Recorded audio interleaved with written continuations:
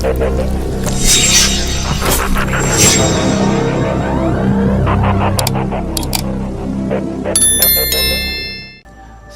yang didapatkan dengan cara tak bermoral akan berujung siksa teramat fatal. Dan berikutnya akan hadir seorang pria yang mengaku memiliki kekuatan gaib. Malam hari ini kami akan panggil dia dengan nama samaran. Kami persilahkan Tino.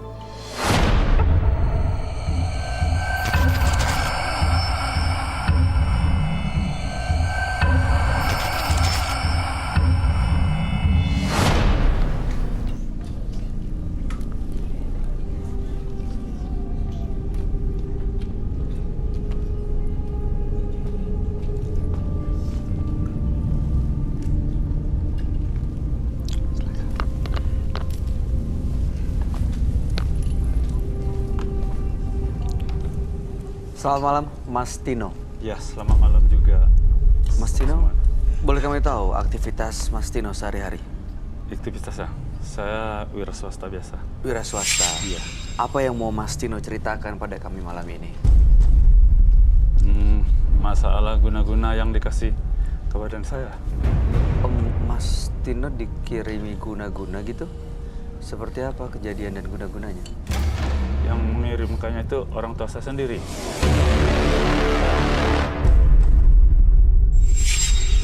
Bapak saya sendiri. Bapak mengirim guna-guna? Iya, papa saya sendiri. Papa Mas Tino sendiri gimana Iya. ceritanya ya? Karena dia itu bukan menganggap saya anaknya. Dia curiga saya ini anak hasil selingkuhan mama saya. Oke. Dari mana Mas Tino tahu kalau itu guna-guna dari Bapak Mas Tino sendiri? Dia sendiri yang mengaku sama adik perempuan, rahasianya dibongkarnya. Dia bilang di belakang kami, di belakang saya dengan mama. Adik saya perempuan nggak setuju, bilang ke saya, juga bilang ke mama. Babang Tino itu dikasih guna-guna oleh papa, dimasukkan setiap malam Jumat. Ilmunya, dia mempunyai ilmu yang sangat tinggi.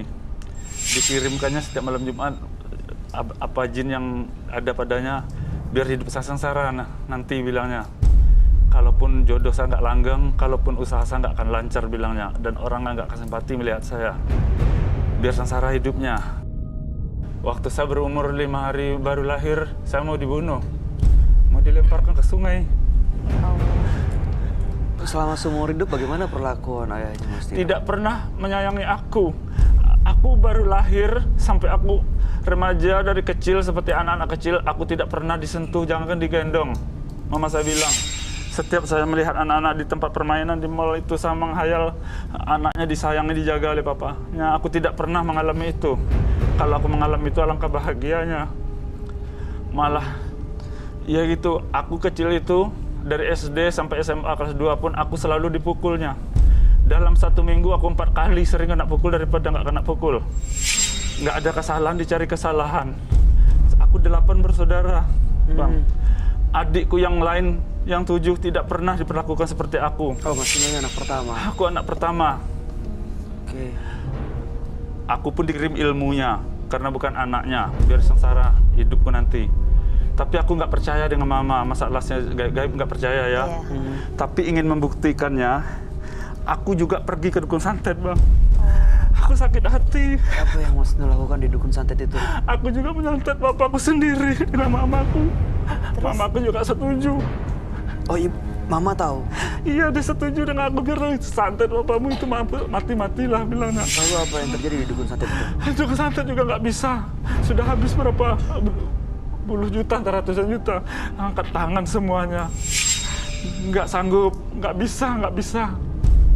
Karena nggak bisa, aku sangat sakit hati dengan papaku karena aku nggak pernah disayangi, Bang. Aku sangat dibencinya. Aku masih kecil aja, aku selalu ditinju, mulutku, hidungku berdarah. Dipukul? Iya, pakai tangan. Ya.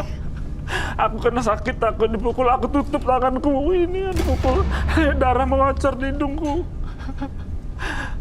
Tapi aku walaupun dijahatinya, karena aku itu tahu itu hanya papaku. Aku sejak lahir itu tahu dia. Aku takut neraka. Aku sangat membenci. Tapi kadang-kadang aku juga kasihan kepadanya. Karena aku sudah disekolahkannya juga. Dikasih makannya. Itu jasanya ku ingat. Tapi Tapi sebenarnya ada panas juga hatiku. Aku nekat dibunuh oleh papa itu gitu. Pergi aku ke Gunung Santet, menyantet, nggak mampan dia. Karena nggak juga mampan. Aku pamit ke mamaku. Aku mau belajar ke orang pinter, mah bisa menyantet orang juga. terus Mas Tony belajar, Iya, aku belajar nyantet juga. lalu berhasil atau Mas Tony bisa melakukan santet jadi? Iya, aku bisa menyantet papa aku sendiri, aku santet dia. Lalu kemudian bagaimana kondisinya? Kena santet Aku akhirnya? seperti anak durhaka jadinya. Terus sekarang bapaknya dia gimana? Kondisi papanya gimana Kondisinya? sekarang? Berhasil disantet? Iya, dia sakit, nggak bisa berjalan. Jadi kena santet nih ayah sekarang? Papanya Mas Tony kena santet? Yang ngirim adalah Mas Tony sendiri? Iya, Kondisinya seperti apa sekarang? nggak bisa berjalan lagi. Lumpuh? Oke. Terus sekarang Mas Toninya menyesal gitu? Iya, aku menyesal. Semua jimatku sudah kubuang. Ya Allah. Sudah kubuang yang dikasih orang pintar. Sadar, aku ingin sadarkan punya agama. Aku berdosa begini terus. Baik. Suatu saat aku gak akan hidup selamanya, aku buang tuh jimatku, Lem. Iya, benar. Sudah aku buang. Tapi karena aku nggak percaya apa betul tuh papaku yang ngisi ilmu yang diomong ke adik perempuan, apa benar ada dalam badan saya. Saya ingin nguji, bukan menyantet lagi. Pergi juga ke orang pintar. Jawabannya? Dilihat, bukan dilihat lagi orang pintar. Badan saya memang penuh, orang pintar bilang seperti air dalam timba ada berlimpah-limpah gitu. Bilangnya, jadi kalau bisa suatu saat ada yang bisa buang, tolonglah mau dibuangkan begitu, biar hidup Anda jadi senang, tenang gitu. Bukan satu orang pintarnya yang ngomong begitu.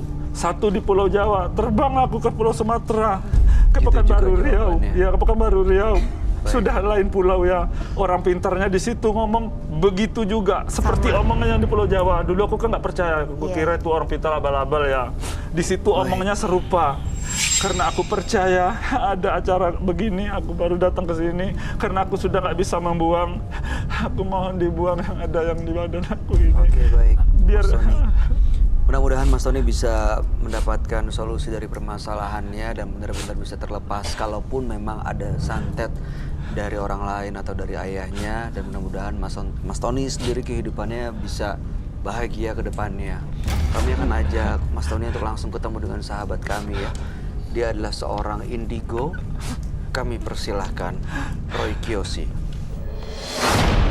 Sebelumnya, tim Mata Batin sudah memberikan tanggal lahir dan nomor rumah partisipan kepada Roy Kiyoshi. Dengan mata batinnya, Roy akan membaca berdasarkan angka yang kami berikan.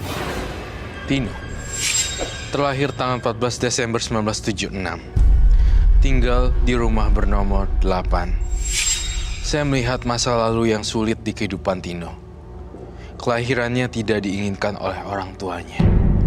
Saya mencium perasaan dendam yang sangat besar dalam jiwa Tino, yang memicu kekuatan gaib yang tertanam dalam dirinya. Saya melihat sosok kakek-kakek yang menyeramkan mendampingi Tino.